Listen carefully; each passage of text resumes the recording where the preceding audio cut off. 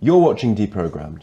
This is the New Culture Forum's latest show, committed to fighting back against the forces of ideological conformity, particularly among the young. My name's Harrison Pitt. I'm a senior editor at the European Conservative, and I'm thrilled to be joined today, as ever, by Evan Riggs, who is a freelance journalist, and our special guest this week, Doug Stokes, who is a professor of international relations at the University of Exeter and a senior advisor to the Legatum Institute. Now, Doug, decolonization is almost always in the news, perennially in the news, but particularly so recently, after many in the academic world have been celebrating Hamas's attack on Israel as an example of the ideology in action. How do you think we should go about pinning down this seemingly very shape-shifting term? Well, I think that it comes from a much deeper current in Western culture. If we think about the New Left in the 60s and the impact that had on Western civilization and philosophy and theory, it had a number of big implications, one of which was the affirmation, not just of the individual, but also of the freewheeling nature of social life. And ultimately, one can escape from one's definition, and you can self-define, and it was about, a search for this sort of inner truth. So ultimately, on a sort of almost a transcendental level, you had the affirmation of this subjectivity. And at the same time, you had developments in social theory, and I think it's really important that we understand that a lot of what we see in Western culture, it derives from deeper philosophical currents, and we forget that at great peril. Especially if you wish to sort of take back control ultimately. You have to understand these deeper currents. So it affirms the individual, and it affirms the primacy of subjectivity, and it draws on these deeper philosophical currents of postmodernism and post-colonialism. But to encapsulate that is really, it's about what's called social constructivism. Yes. And social constructivism essentially argues that everything is relative, there's no such thing as science or objectivity or truth, and therefore then everything is ultimately a power play of different interpretations that are endlessly contesting each other. It's very kind of Foucauldian idea, and Foucault in turn drew from Nietzsche. So it's kind of this life is an endless truth struggle, if you will. So to understand decolonizing in relation to how it's kind of instantiated within the Anglophone institutions, but in particular the universities, one has to understand that it draws on that deeper philosophical current. So to even talk about truth or history as sets of facts, or the archives themselves, etc. These are unproblematic. These are problematic claims. Very problematic claims, because ultimately, what you're doing is you're affirming your truth, and because no truth exists, your truth is a form of domination and hegemony.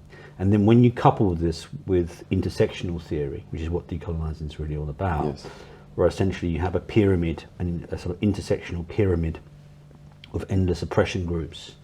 At the very top of the power hierarchy are kind of ultimately a white heterosexual men, and then it seeks to sort of subvert that ultimately.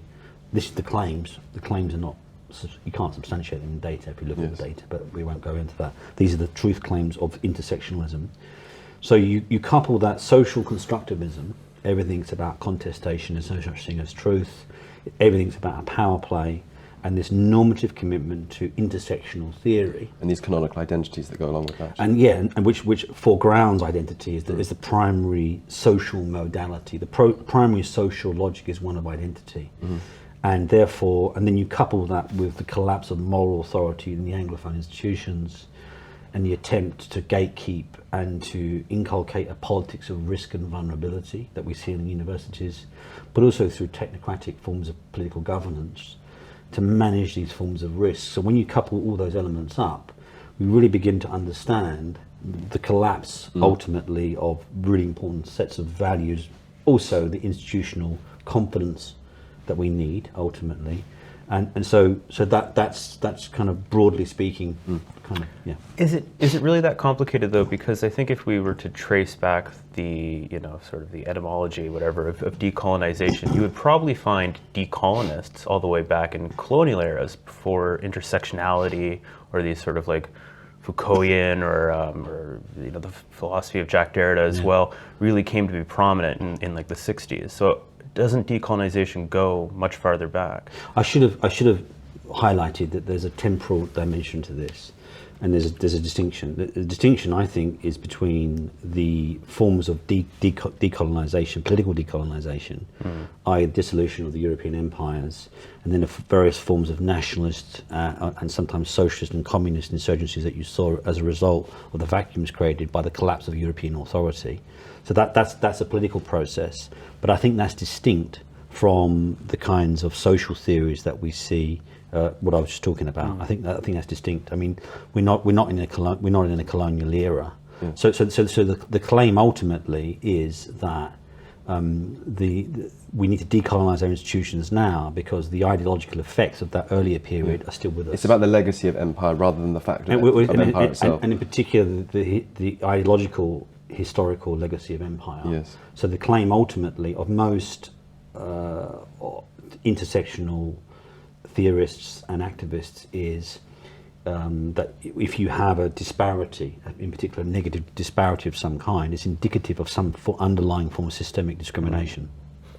How much of this is just like sort of Nietzschean ressentiment or just like blatant Marxist resentment in a fancy new dress? Well, interestingly, and this is an interesting kind of side point here, I don't want to get too theoretical, but a lot of the postmodern and post-structuralist and post-colonial theorists they drew on Marxism, and in particular the kind of the cultural aspects, the cultural theory aspects of Marxism, but they were very much against the more traditional structural Marxism in the French Academy. So Louis Althusser was a very prominent structural Marxist. He talked about the repressive state apparatus. So he argued that capitalist states were characterized by a repressive state apparatus, but an ideological state apparatus. And he very much drew on the historical materialist tradition of Marxism, i.e. objectivism and science. And also, if you look at Marxism, it does ultimately have a teleological view of history. It draws upon history as a historical sense of progression. So Foucault and Derrida and others turned against that. Completely against that. Yeah. They argue against objectivity. They argue against this teleological view of history.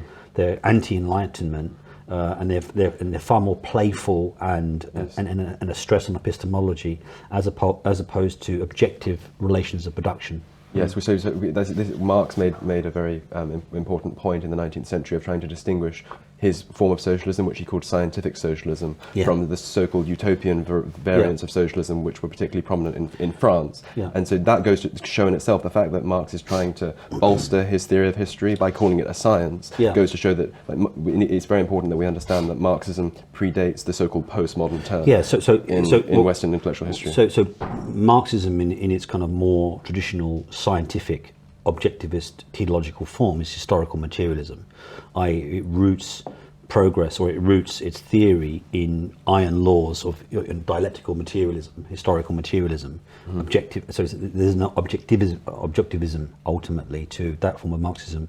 So Foucault and Derrida in particular were very anti that, and that their form of power wasn't about a ruling class or an economic elite imposing its power on it. Was for them, power was far more playful. It was constitutive.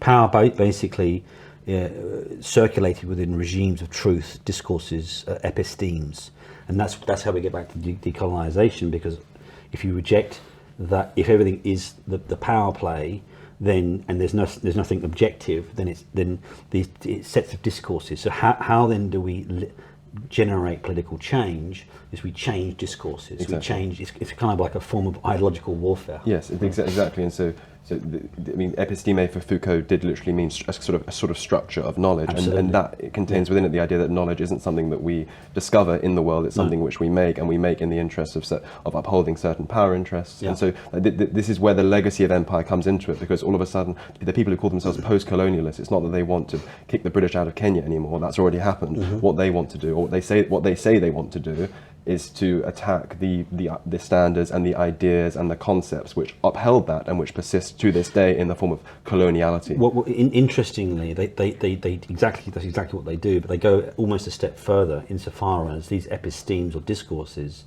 don't just allow us to understand the world in a certain type of way. They allow the world to be constructed. So essentially there are power relationships depending upon how we understand the world. Foucault did a lot of history of sexuality. He was a very prominent sort of gay man, basically. and he talked about the changing nature, or talked a lot about madness too, the changing nature of madness. Definitions of madness. Definitions of madness. So madness in the kind of medieval period often potentially had forms of wisdom and spiritual insight and spiritual wisdom. And as you had the advent of industrialization and the kind of the Enlightenment, then madness then became something threatening to the rationality of society, and then therefore had to be contained and corralled. And so essentially, whilst the phenomena of madness remain the same, the epistemes and discourses that describe that changed, and therefore the power relationships changed, and you could treat these mad subjects differently. So going back to this, decolonizing is about challenging those epistemes and those discourses, deconstructing them. What doesn't completely satisfy me about that, though, is that Evan is right to say that, you know, what we're talking about sounds incredibly theoretical and incredibly arcane, and yet when you have these academics cheering on what happened, like something which isn't theoretical, something that isn't arcane, we're talking about like pure violent bloodlust of the sort that we saw on October 7th, cheering that on. What is the relationship between all of this, which is about ideas, about standards, about like, civilizational constructs, and just rank violence? Well, I think... Why is that cheered as decolonization? Well, because I think that what you'll have... I mean, I don't want to speak for these people at all, but I think what they would say would be, well, essentially Israel is a colonial settler state, and therefore decolonizing is never pretty. Often it emerges in very violent forms. So they would justify it in the same way that people like Simone de Beauvoir and other French intellectuals justified the Algerian FLN. They view it in that term rather than in post-colonial terms. Well, I think that they would. I don't want to speak, but I would presume that they would say that the Israel is a kind of settler colonial state. So Hamas it's part of that broader resistance to this form of ultimately kind of sort of settler colonialism. But I think interestingly, the chickens are coming home to roost on that. Because we do live in a post-colonial period, the world looks extraordinarily different. That the arguments about Israel are very, very contested, and I think that a lot of the people who have been pushing these ideas in a kind of dalliance as a form of dalliance and intellectual dalliance, the terrible events of October 7th have really brought that home. In terms of sharpening the kinds of the consequences of a lot of the politics that they articulate. And I think that's an interesting inflection point, and I think we'll see the implications of that play out as we go forward. What will those implications look like? I think, I think that what you'll see will be a much stronger resistance against the casual invocation of these theories. We see it, for example, in America, but also in this country, when we talk about EDI, equality, diversity, inclusion, or DEI, or whichever acronym you wish to use. That is really, it's taken as a moral mission. It has a kind of moral energy to it. But underlying it are deeply contested political ideas, and in particular intersectionalism, theory. And so I think that a lot of what we're seeing on campuses now some of that's coming home to roost. I think that we're seeing, the contestation and the implications of some of that stuff. Do you not think there's kind of a misstep that a lot of people are making right now? This might be a kind of controversial point to make, but I saw a student in America who was doing this news interview of, she was like, being a Jew at NYU means, X, Y, and Z. And one of them was learning that DEI doesn't apply to you. She was like trying to rhyme it off, right? But I thought that was like completely the opposite lesson that should have been learned. It's not that DEI shouldn't just also apply to Jews who now want to, or at least she wants to be seen as a sort of minority protected community, but that the entire framework of DEI is pathological and should be kind of eradicated. Do you not think that we're at risk with what's happening now with Israel and Palestine of making a mistake of just basically expanding DEI rather than cutting it out?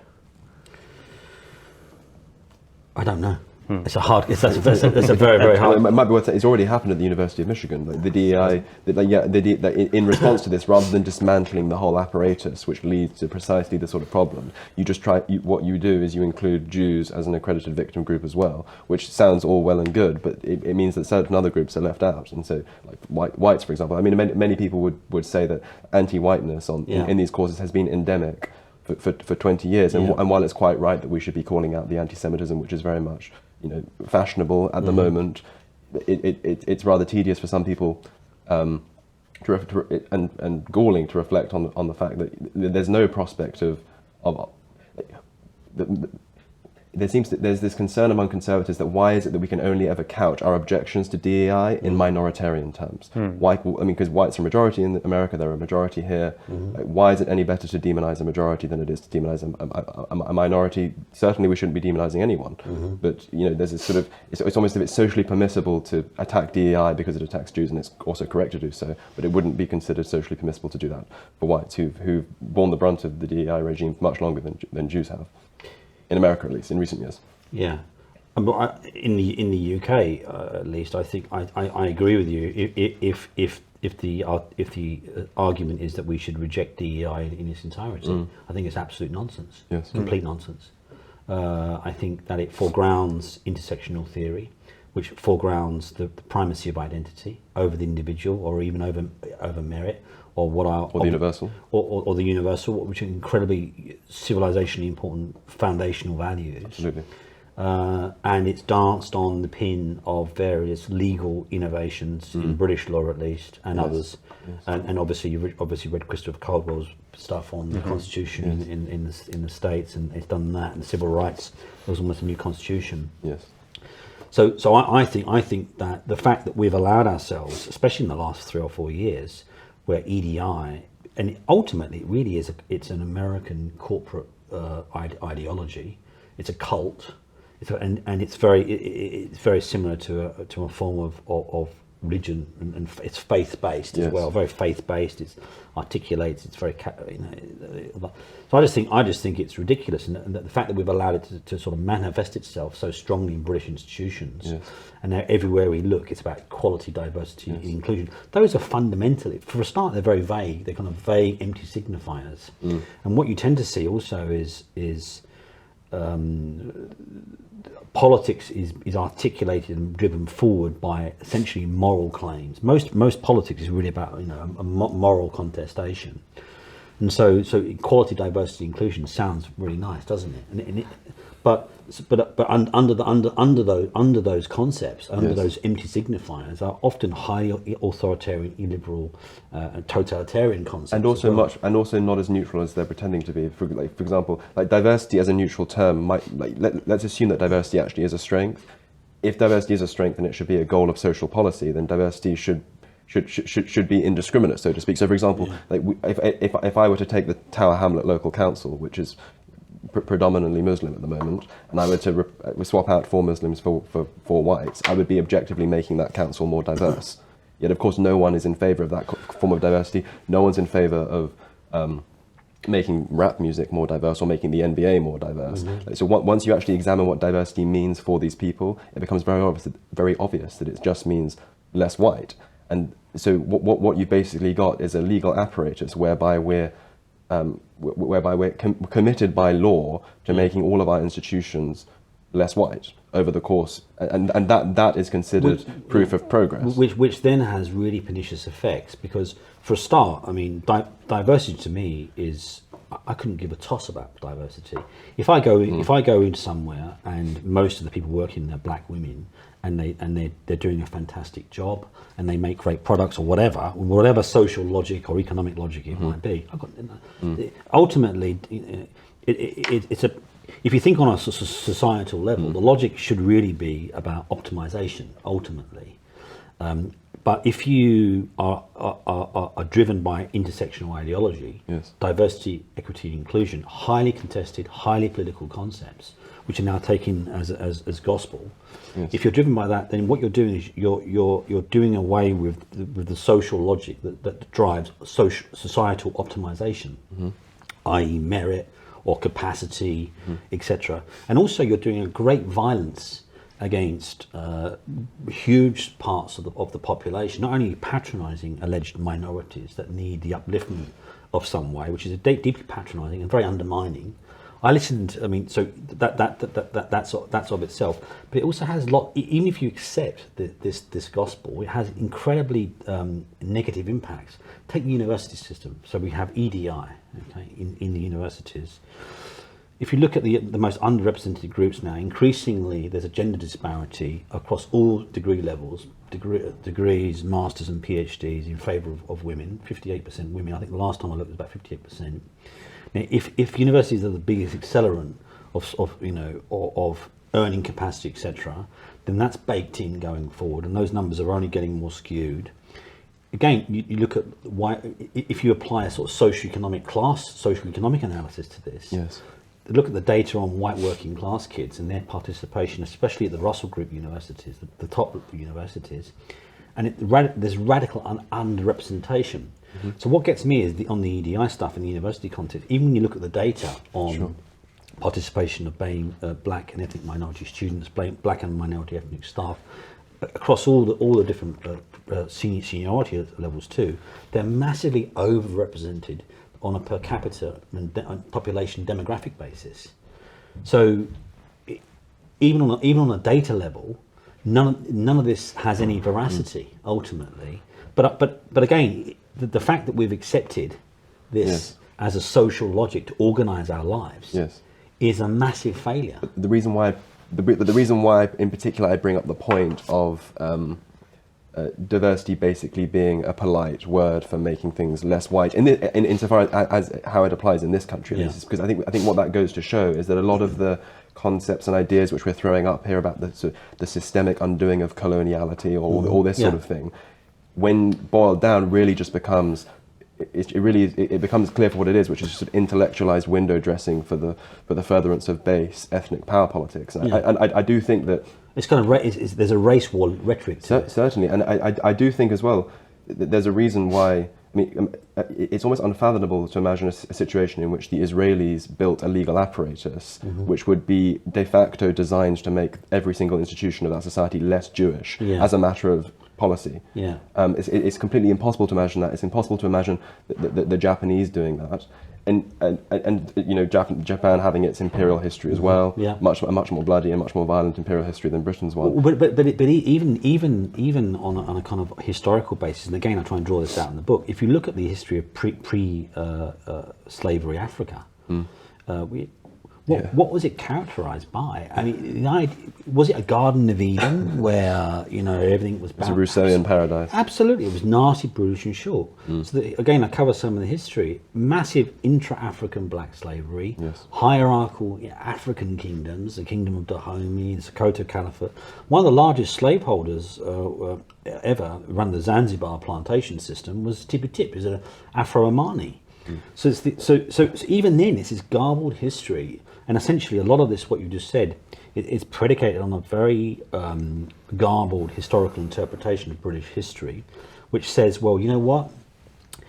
Even if you don't like it, it's too bad, because this is a form of karmic payback for the history of colonialism and empire. And again, in the book, I look at what the social conditions were like for ordinary people. Again, it seems to paint, because it is this generalized anti-whiteness that you see in this discourse of post-colonialism. What it does is it conflates what were the lives of often like aristocratic or economic elites at the time of slavery, tiny percent, with the generalized lives of white, the vast majority of British people at the time of slavery who were in slums. Whose lives were also pretty Hobbesian. Well, absolutely, in slums, mass social clearances. Yeah, I mean, even when you were down in the mines, at least you still had your white privilege. Well, exactly. But I think, and also too, that we should maybe mention that there's still plenty of slaves around in Africa today. Absolutely. Now, I think certainly everybody at this table, and I'm going to assume 99.9% of our audience agrees that DEI is bad. And for the remaining 0.1%, they should read my chapter in our new book that I explain why in great detail. But the question then begs itself, what the hell do we do about it? Well, what in the American context, I can speak more about the UK context, and I've said this before, but it's a great frustration of mine. If you think about the way in which progressivism has operated, if we want to talk about it in those terms, think about the structure of power in this country. So you've got the government, you've got ministers in the government, okay? But so much of British governance takes place outside of the government now. So you've got the Quangos, you've got activist charities, you've got this whole set of one-step removed forms of governance in this country, which run huge swathes of British life, not been elected to power, not democratically accountable, but nonetheless dictate the life for the vast majority. I think the last time I looked, I think in 2019, I was looking at the data the other day, I need to get more up-to-date data. In 2019, the Quango system in this country consumed £300 billion. Yes. So you've got this massive Quango system. And then you couple that with the kind of echo chamber-like nature of our cultural debates in the M25. Yeah. Very much this kind of metropolitan elite debates. And then again, concentrated forms of cultural media power. And people like you guys are doing stuff about that. And there are these green shoots that are sprung up. But think about the power of the BBC. Yes. So that's not even subject to the discipline of the market. If people don't want to listen to what the BBC pumps out, then they can't vote with their wallet. They have to pay it on pain of prison. So you've got this. So my great frustration in the UK context, to come back to your question, is you've got this one-step removed form of governance, civil service, quangos, etc., and then you also have forms of lawfare and sets of laws that have really been the enablers of a lot of the DEI across British institutional life. Yes. The Equality Act is one of the most important enablers. Yes. This was passed in the last 3 months of the Blair government. With the help of Theresa May. Yeah, and then David Cameron picked it up and ran with it too, and it's still on the books. And it's worth saying as well, very quickly as a quick note, and I always make the stress to point this out, just because there is a risk of leaving the perception in people's minds that, gosh, the Conservative Party is really doing an excellent job, it's just being held back by all these one-step removed institutions. The Conservative Party expanded the Equality Act in 2017, so at the very best, all you can say for them is that they've ignored it, but it's probably truer to say that they facilitated the blob in this way. Yeah, they have, and that's why it's a frustration when I see politicians chasing headlines. Oh, there's diversity managers in the National Health Service, or the Royal Air Force has got to do this, or have more of a diverse workforce, because they can turn around. And they can rightfully turn around and say, well, the reason we have to do this is because the Equality Act mandates us to discharge our public sector equality duty, which imposes a legal form of governance on public sector bodies to promote harmony amongst people with protected characteristics, race being one, gender, sexuality, disability, etc. And the 2017 Conservative expansion of that imposed a duty on public bodies, an obligation on public bodies to publish yearly measurable equity objectives, which then meant, of course, that they had to hire a huge DEI staff in order to make sure that those reports can be written. But even then, the frustration on that, I mean, even if you accepted the equity, equality, diversity, include, even if you accepted that faith, which is a kind of, essentially it's the faith of socialism, really it is. It is a kind of socialism. Sort of demographic socialism. Yeah, even if you accept that, then even the way they've gone about conducting the data analysis, so the gender equality audits. I mean, it's not comparing people doing the same jobs, for example. It's based on an average earning. Right. So you're comparing CEOs with cleaners. Yes, or air hostesses with pilots. Yeah, I mean, and I'm for gender equality, and I think if people are doing the same job, you know, I think I have no problem with that. But if you're conducting the data in a way that is completely anybody with a basic grasp of quantitative data, and I don't, by the way, but anybody, I mean, it's not hard to work out. It's pretty cat-handed. It's not even just cat-handed, it's completely wrong. This is the irony is, do you know if you want gender equality in terms of pay, you know the best way of doing it? Just get rid of your female staff. No, the best way of doing it is whenever a woman requests to go from full-time to part-time work, you refuse that request. Yeah. Because essentially there is one of the reasons why there is this disparity. Well, that's the main one, the part-time versus full-time work. Although women part-time workers earn 6% more than male part-time workers. But even then, you adjust for age. I think young women now out-earn men. So even on that, it's constantly cooking the books. It's cack-handed. Even if you accept the value system of EDI, the way that they do it is they ultimately say this is like one of the central logical tenets of the faith, and that is we have to foreground identity as the basis of social life. Bosh, we put that in the bank, and then we have to look at disparities of some kind. And but not positive disparities. So Chinese men or Indian men out-earn white men. But we don't want to look at that. We've just put that over there. Or there are massive disparities between young African men in terms of educational outcomes and young Afro-Caribbean men, even in the black category. We don't want to look at that. So all we want to look at is negative disparities, right? And if there's any negative disparity, we foreground the identity, intersectional ideology to explain that, and therefore it proves that there's an underlying system of discrimination. Mm-hmm. So essentially, rather than conducting a multiple variable analysis of how you account for that, even if you give a toss, I mean, the amount of our social life dedicated to working out angels dancing on pinheads about minor things like that, but even if you accept the faith, right? To work that out, rather than conducting multiple variable analysis as to how we explain this negative disparity, having ignored all the positive disparities, we just rather than conducting it. So, what? So the progressives and the left, what do they say? They say, "Oh, it's proof of systemic discrimination. It's an ism. Let's insert an ism here. That's how you explain it every time." So I agree that all of that's annoying. The ideology is pathological, the Conservative Party is at fault, the blob is completely out of control, but what the hell can we do about it? What actually can be done in practical terms? Is it as simple as just repealing the Equality Act and repealing all of its derivatives? Well, I think that what needs, I mean, this is a massive question, because I've just come from somebody, just even when we're talking at this level, right? You have to think about how this then translates on the doorstep. In electoral terms? Yeah, absolutely. I mean, this is operating at a kind of philosophical level. So it's how an MP would take this away and will translate this on the doorstep. And most people, you know, it's about mortgages or their kids' schools or rubbish or litter or local issues. So there is that.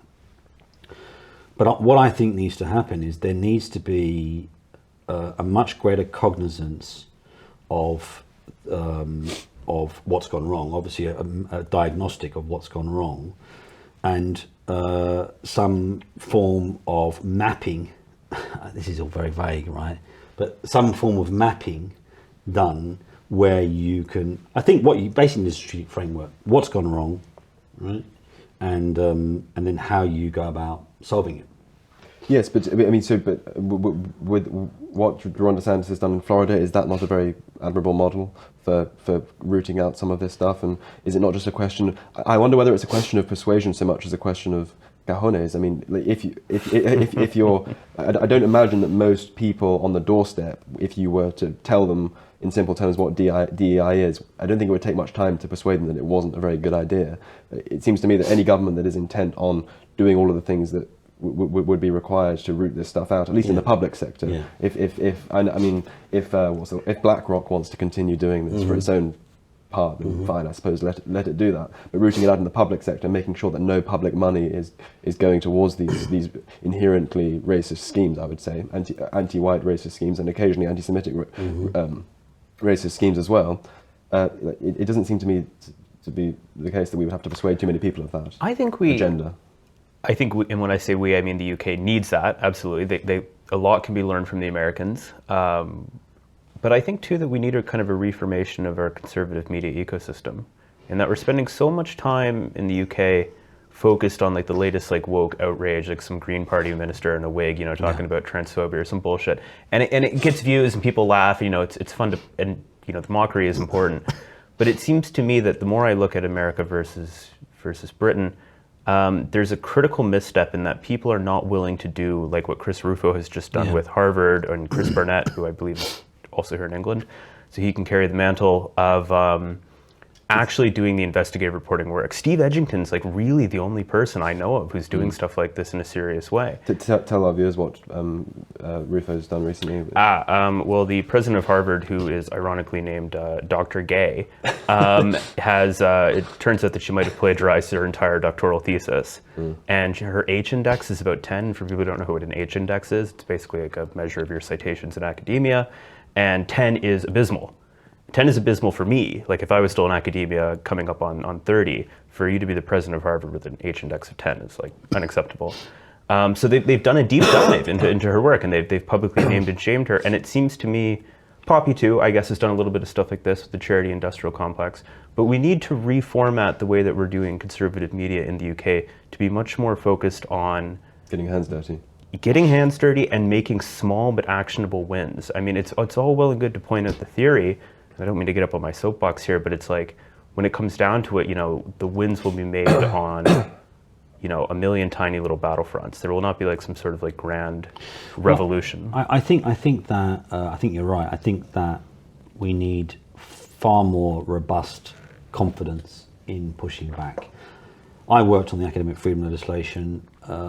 It's a great example. Yeah, so that's one of the few things I can point to and say, well, that was a major win in the culture war. There was a bunch of us, like, not 8 or so academics and a couple of, like, civil society organizations that strategized and planned and came together and aligned the stars and push and got that over the line. And the regime that kicks in next year, and that is a major win.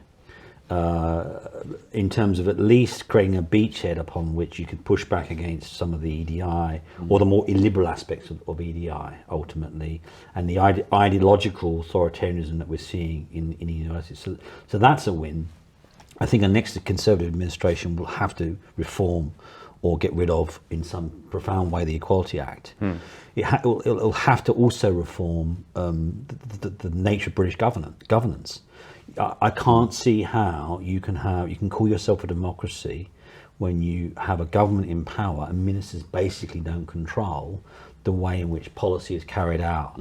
You have a deeply embedded civil service who are often ideologically opposed to conservative policies. And I just think that we all need to think about how we reform that, but you need to reform that, whether it's ultimately reforming the civil service so people can get fired. There's much, even the logic of the public sector in terms of what are the error correction mechanisms within the public sector. At least in the market system, if you make bad coffee, on a societal level, ultimately people will stop using your shop and they'll go elsewhere, and other things. There is a kind of organic logic to it, and voting with one's wallet, is part of that process. But within the public sector, so much of the internal error correction mechanism logic is completely and utterly broken. Why? Because there's no incentive to fix it. If there's a problem in the public sector, what do? You simply expand the bureaucracy. You appoint more bureaucrats. More commissions. We see it with the National Health Service. The National Health Service, and it consumes, I think it's now about 25% of the national budget of this country. And that's only going to grow as we go forward. And so this idea that Tories are underfunded is absolute nonsense. Every year the money's gone up. It's very amusing as well, given that most of, no, I wouldn't just want to blame the left, but given that the left is so obsessed with like changing the structures of our society, they're not remotely interested in structural problems on this level. It's just throw more money at it. But because basically most of the left is in the public sector. Of course, I mean, if you look at the Labour Party, those are good structures. Yeah. So So the institutional logic guiding a large chunk of what constitutes British life is broken insofar as I mean, this isn't an anti-public sector rant, by the way, but it is. We have to be cognizant about the error correction mechanisms within any large institutional structure, and the error correction mechanisms in the civil service, for example, in the public sector in general, seem to me to be very, very broken. Something's going to have to give. You can't just keep taking more and more money away from people and shoveling into black holes and just growing middle management endlessly and overworking nurses and doctors and growing this kind of bureaucratic, technocratic class, because that's what we've got. So I think, go back to your question, I think that's a fundamental process of reform. How you do that, whether you cut back on, you just you streamline things a lot more, you introduce different incentive structures, you make it possible to fire people and get rid of them. Just maybe something more along those kind of lines, because even if you get a Tory majority, 80 seats, it hits this governance wall and the blob. Yes. So the reform of the public sector, reform of the civil service, the abolition or the major reform of certain types of laws that have really had a very damaging effect on British institutional life, and then a rediscovery of ourselves. It does seem to me that our cultural elites and our elites in general are so consumed with guilt and so consumed with a kind of a civilizational funk, where they're afraid to even assert themselves or any sense of authority, and they crumble. They're constantly crumbling. So I think that is actually very civilizationally dangerous in the context of a more multipolar international system. So in the book, I relate that to geopolitics. Towards the last part, the last third of the book, I talk about some of these issues in this bigger geopolitical context, because history is endless, and we have the rise and fall of great civilizations. You've done that fantastic series on the West, the rise of the West, and all that. So we are now in a more multipolar international system. And why do you think that's significant in the light of the issues we've been raising? Because ultimately, any self-confident civilizations. Civilizations lacking self-confidence don't do well in the battle of great powers. Well, ultimately, to have a national interest, or to have an interest, or to have the capacity to assert yourself, you have to have an identity. Yes. A prerequisite is an identity. An interest is emergent from an identity. And if the identity is one where you're on your knees and you're begging for your right to exist, and you're repudiating your culture, you're repudiating your civilization, and it's characterized by overwhelming guilt. And then the world is getting more hostile at the same time because of because the unipolar moment is over. And the irony for me is a lot of this stuff that we've seen in social theory, it was really predicated on the unipolar moment. These indulgences have been let loose, so to speak, by that unipolar moment. Because it's safe to do so. Yes. Because ultimately, or it seems safe. America really is the linchpin of the broader Western, liberal international order. Sure. Ultimately, if America literally just clicked and it stopped existing, then immediately what you'd see would be the return of balancing behaviour and great power politics in the European continent. There's no doubt about that. You'd see a rapid nuclearization and great power balancing in East Asia as well. So people, slate America, but its superintendents, although we are in a more multipolar international system, its strategic superintendents still exerts that gravitational. Yeah, it's kind of a counterfactual. What would the world look like absent that? And I think we don't really Europe in the 19th century. Yeah, we don't really grasp that. So I think that we should be more cognizant of that. And I think a lot of this, the stuff that we're talking about, this dalliance, this social theory, this, yes. and even the privileged nature of the university system, it does rest on a cultural and political dispensation that is in a process of flux and change. in terms of the return of great power competition, but also broader dislocations in the global economy. Do you not think that's already kind of happening with America? I mean, if you look at, you can, I don't know, I mean, I wouldn't necessarily call like Ukraine and Israel colonies, but it does seem to me that neither of them would be engaging in the wars that they're in without American support. And even then, I think Benjamin Netanyahu just basically told the Americans, he was like, we're not wrapping this up in a couple of weeks. When the Secretary of Defense basically told them, gonna move on here, he said this is something we're going to be engaged in for a long time. You see China starting to make serious, threatening movements towards Taiwan. You see kind of the boondoggle that was the retreat from Afghanistan. It seems to me that America hasn't disappeared, but it has become much less of a sort of a congealing factor for world stability. Do you not worry that in the coming, 5-10 years, given the trend lines that we're on, there's not going to be a resurgence of American, strength around the world, and that as it kind of retreats into itself to battle, blue versus red, which is flipped the other way around in the States, that we'll see a return of great power politics, and that Europe is actually kind of lagging behind in this regard? Yeah, it's a complicated picture. Ukraine looks less certain now than it did, obviously 6 months ago. My take on where America is at is I think it's in a much stronger position than people tend to think it is, for a variety of reasons. I think economically it's doing very well. The onshoring has really damaged China. China is seen as the great challenger to American hegemony, the rise of China, all the rest of it. That's fairly bipartisan as well, that understanding in America now. Yeah. So China is seen as this, exactly. So China is seen as the key threat. But my take on China is I think that it's facing quite strong sort of secular decline. If you look at its demographics, it's really it's 1.3 billion. By 2050, it's about 700 million. So there's a massive demographic decline in China. Its economy is not doing well. I was looking at the FDI, the foreign direct investment stats the other day on China. There's huge outpourings pulling out of China, yes, as in particular Western multinationals are onshoring and friendshoring in the anticipation of potential war with Taiwan. Also on the coattails of the pandemic and all the stuff that we saw with PPE, but also through this incentivization that we're seeing under Biden's IRA, I can't remember what it's called, what it stands for. The IRS? No, anyway. What does it do? It's wrapped in environmental. It's the Biden did a big thing. IRA. Oh yeah. Environmental. I can't remember what it. Anyway, sorry. You look it up, Google it. But it's a huge, like $400 billion worth of incentive structure to onshore and friendshore microchips, advanced computer processing, all the rest of it. Now China will react to that, and it is reacting to that. Yeah. But China's really been cut out of a large chunk of the processing market, the microconductor market, sure, etc. And it's feeling the pain. That's why Xi Jinping, I think, went to the States recently and met with Biden. Yes. He wants to try and have a sort of rapprochement in some ways.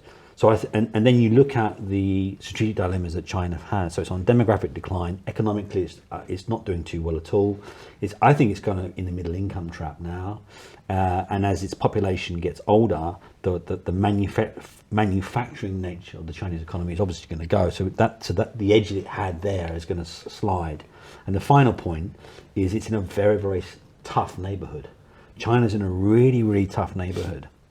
If you think about it, not only does it have huge land borders with India, for example, and Russia. Now, Russia at the moment is a sort of frenemy, but historically they've had lots of wars, and that relationship will always be a bit funny, a funny one. And it's got India, it's got a lot going on, it's got internal unrest, and then it's surrounded by states. It has naval conundrums, strategic conundrums too, Japan, South Korea, Taiwan, the Philippines. So it's in a very, very tough neighborhood. And then the AUKUS deal with UK and Australia has also beefed up that security alliance. And there are elements to the AUKUS deal, Pillar 2, where you're going to see even greater technological innovation and integration between Western economies.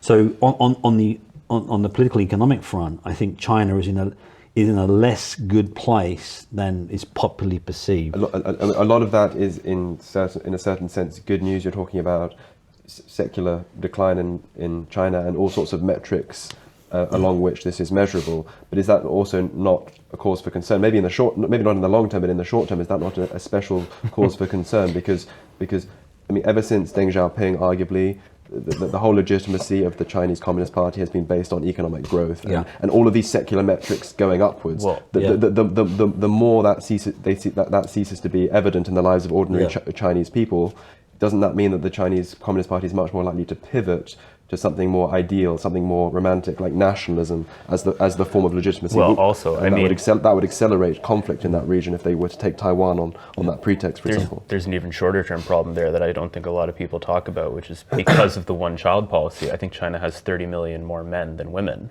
who have no chance of finding a wife. So they're either going to have to start importing a lot of chicks from God knows where, or they're going to have to send them off to die.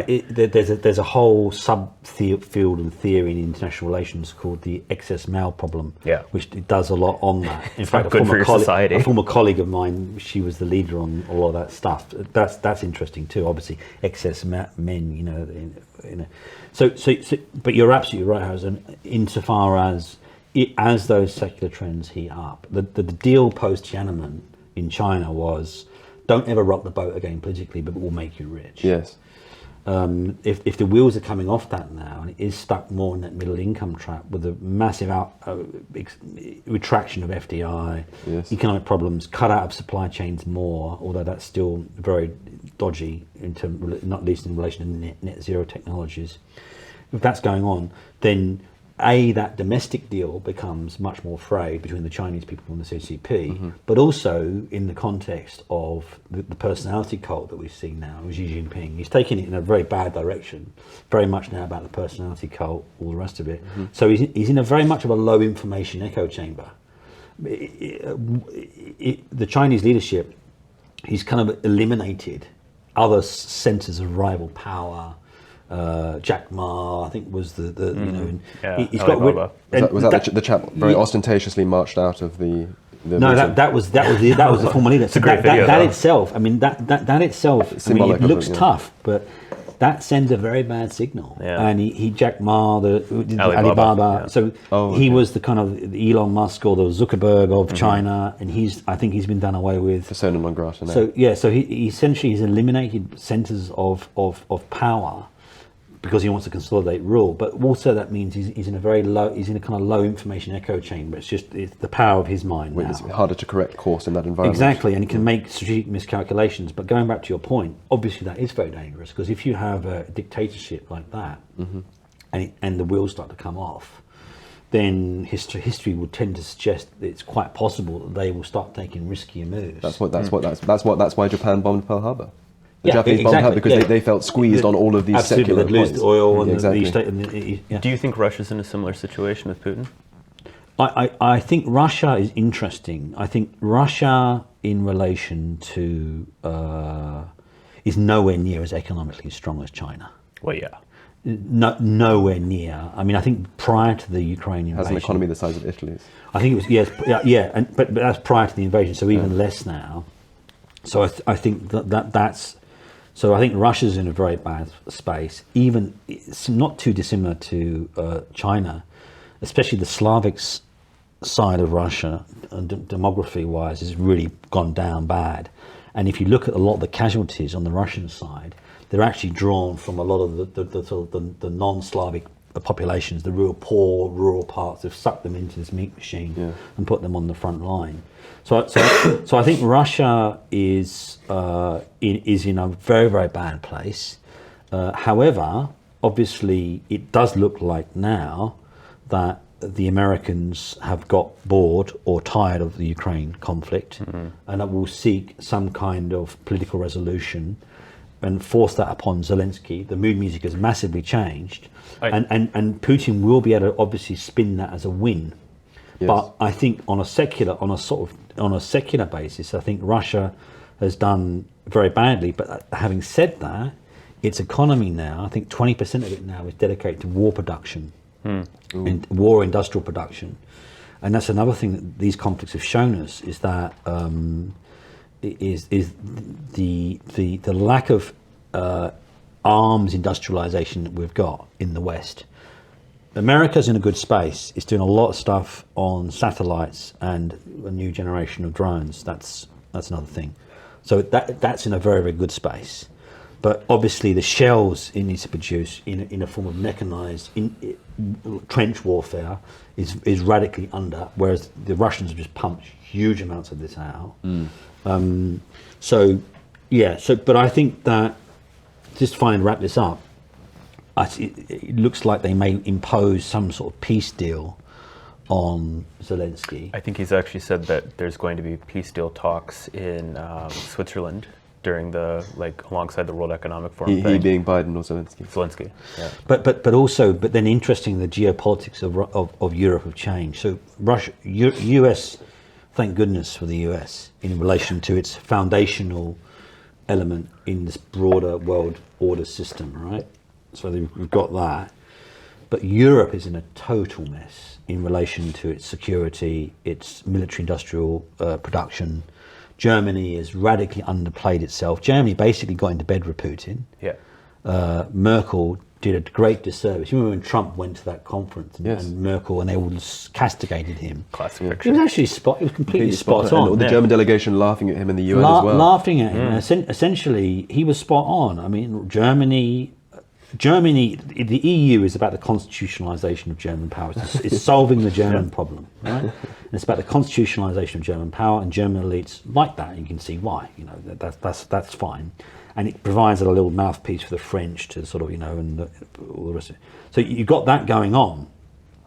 But what they have not been able to sort out is any greater degree of defence interoperability and defence industrial production. Because why? Because this is the classic case of any alliance system, the EU, etc.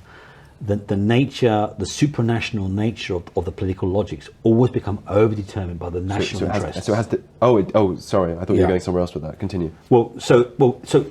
That was the problem ultimately with the EU or any form of alliance or supranational system.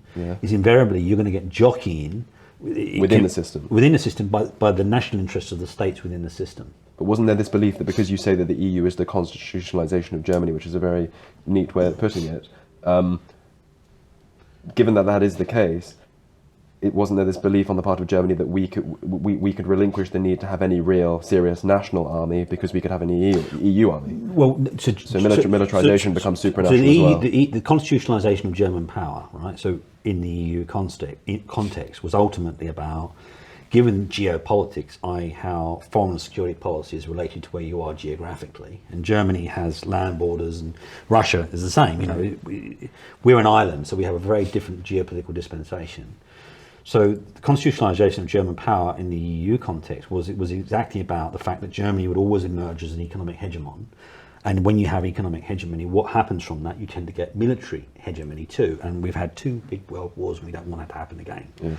So German post-war elites accepted that and said, well, we're happy to basically shelter under the aegis of NATO and America's strategic and superintendents. That's no problem. In fact, we can free ride on that, which is what Trump was angry about. Yes. So we can, but nonetheless, we will become, and we are now, the economic hegemon in the EU context. Because it's inevitable, given our size. It's inevitable. It's just a massive economy. They save a huge amount. Particularly after reunification. Yeah, and massively so. I mean, that in that itself was incredible what they did. They reunified, and incredible industrial incorporation, huge investments into Eastern Europe.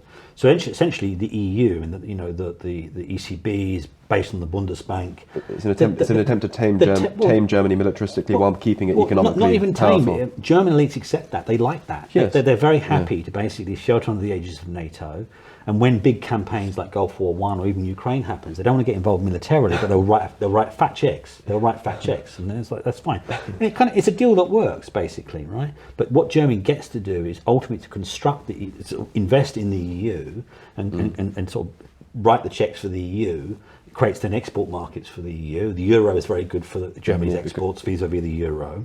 So that's the logic driving it. Think about it. Whenever there's a crisis in the EU, who do you get on the blower to? Who do they call? They're not calling Portugal, are they? They're not calling Spain. They're calling Germany. So how do we get onto so the constitutionalization of the German problem? But the logic was always, the problem was it was always overdetermined by the national interests of the powerful states within that alliance system, the EU or even NATO. So I think going back to the point about European security, the problem that you've got in the context of European security is that the any kind of alliance framework, states will jockey. They will say, well, the French are going to allow their armies to be led by a German, or it's pork barreling. So the French would want we're going to make this Rafale fighter jet, but we want it to be made in France. And Germany, no, but Spain says no, but we want it to be made in Madrid. I mean, this is. Do you see what I mean? So essentially, the supranationalization of these forms of alliance making invariably are overdetermined by the national interests of in particular, the powerful states. But do you think these defense threats are actually going to accelerate maybe a dissolution of the EU, which is something I've been wondering about a lot? I don't know. I think that, well, for a start, you've still got NATO. All right, so NATO will overdetermine and solve a lot of the collective action problems that Europe faces vis-a-vis its defence and security. If Trump gets in, it'd be interesting to see what happens on that front vis-a-vis NATO. Yes. So we'll see what happens there. So I think that. But then going back to the Ukraine thing, I think it's more than possible that what you'll see is some sort of defence deal. And I think the West will push very, very hard not to necessarily have Ukraine incorporated into NATO.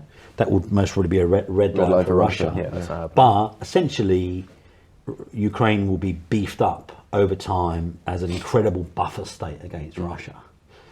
And then also the big thing that you're really seeing now is the emergence of Poland as a major power a major land power. Yes. It's bought loads of kit from the Americans, but it's bought loads and loads of kit from the South Koreans, and that kit is very, very good. It works really, really well. Do you think it's interesting how little coverage there's been in the media in all over the West, but the UK, on the wall that Poland has built? Like Poland literally built a wall. Like Trump said he was going to build a wall, and Poland actually pulled it off. Yeah. It's fascinating because everybody says that can't be done. Yeah. But little old Poland seems to have pulled it off no problem. Yeah, well, I mean, so I think that Poland, well, the interesting about that is that Poland obviously has that sense of national purpose, and not least, and it's not navel gazing. No, it's not navel gazing, but then it has that tragic history with Russia. Yes. It has that long history with Russia. So the potential danger, this is just a potential hypothetical into the future, is that Poland is already very effective militarily. And it will become more so. Poland, I suspect, will be one of the dominant land powers in Europe in the next 10 years, bar none. And so then you've got a very powerful Poland that's historically not got along too well with Russia. Certainly not. So there's the problem is, will Poland wish to drag NATO under Article 5? Who knows? Yeah. But I'll say this as well about Russia. I know this is going to sound absolutely crazy and fanciful, but I really do feel it's a great tragedy that we've gone this way with Russia. I really do. I think Russia is a great power. It's contributed enormously to world civilization. We should not have these people as our enemies. They're good people, and obviously led by, but I think that's a great tragedy. And I think that a lot of that is also traceable to the non-resolution of the early post-Cold War NATO security architectures. And I think that what we should have done ultimately there is to, even now you can imagine, I know it sounds crazy given Ukraine, but in an ideal world, if we have a peace deal that sort of locks something into peace in the Ukraine context, but beyond that, have a new discussion and dispensation in relation to European security post-NATO European security architectures that ideally incorporates Russia or Russia's national security interests into it, because it has legitimate national security interests. Yes. In a post-NATO, I know it sounds crazy. We're very close to running out of time, so I just want to ask you very quickly, when you say a post-NATO security context, do you mean like an extra NATO security context? So NATO would be obsolete, NATO would be gone, and there wouldn't be that sort of liberalising push which is inherent to NATO, of course, because in order to be a member of NATO you need to be a democracy, you need to there are all sorts of conditions that come with that. Well, NATO historically was set up to contain the Soviet Union, and obviously in the post-Cold War period the Soviet Union's gone, and obviously it's continued to sweep eastward. And that's, I mean, that has had all kinds of interesting effects, in relation to democratization, etc. But I think that obviously that has rattled Russia's national security elites. Yes. And I think that ultimately Europe can never be secure or can relax around some of these geopolitical issues Unless there's a settlement of sorts. unless there's some kind of settlement with Russia. Right, and if you do that, if you get, I know, I keep saying it sounds crazy, but I won't say it again, but some resolution of European security architectures that incorporates the legitimate concerns of Russia's on part of Russian national security. Yes. And if you do that, 2 + 2 = 4, if you do that, then suddenly you get great power. Yes. in this new European security architecture that sits right along the border with China. What we've done, we've pushed China and Russia together. Yes. It's a kind of weird symbiotic relationship, but that's what this whole thing has done. So in a kind of geopolitical sense, you want to wedge those apart, and to do that, you need to ultimately to incorporate Russia into a post-NATO framework, ideally, that does that. If the long game and the existential civilizational long game in terms of existential stakes is really about China. Yes. So final question here before we wrap up. Since 2020, we've kind of, the end of history has been kicked away, and, we're back into this sort of era of geopolitical change that we haven't really seen since the fall of the Berlin Wall. Do you have any big predictions, we won't hold you to them if they end up being wrong, for some sort of October 7th or Ukraine invasion or Taiwan invasion or something similar along the lines that we might see in 2024? What should we be looking out for? We operate on a year basis. I operate on a 5, 10, 15, 20 year basis. But I think going forward, I think that what we'll see is Xi Jinping went to America, and it wasn't picked up that much, but there was a very interesting, some reporting around it. And he basically said to Biden, if the big deal on Taiwan is the advanced micro computing processing stuff, and that's what keeps you worried about Taiwan invested there, you've got 5 years to build up domestically. So essentially, Xi Jinping has said you've got a 5-year window, right? And we have the Taiwanese elections next year too. Then you want to watch that one. That could go one of two ways. One is sort of more pro reunification with China, or anti that. If it goes pro reunification, then that relaxes it to quite a large extent. So I think you'll see that. I think you'll likely, also for domestic purposes as well, in the US, you'll see a push now towards some sort of peace deal with Russia. The counteroffensive on the part of Ukraine clearly hasn't gone according to plan. It's been that hasn't quite worked, obviously, and I think that what you'll see though is hopefully the West will resist any kind of too much of a deal in relation to Ukrainian security build-ups. And I think the best case is what I said about a post-NATO European security architecture, but that would be on a 5 to 10 to 15, 20-year basis. That's a long game.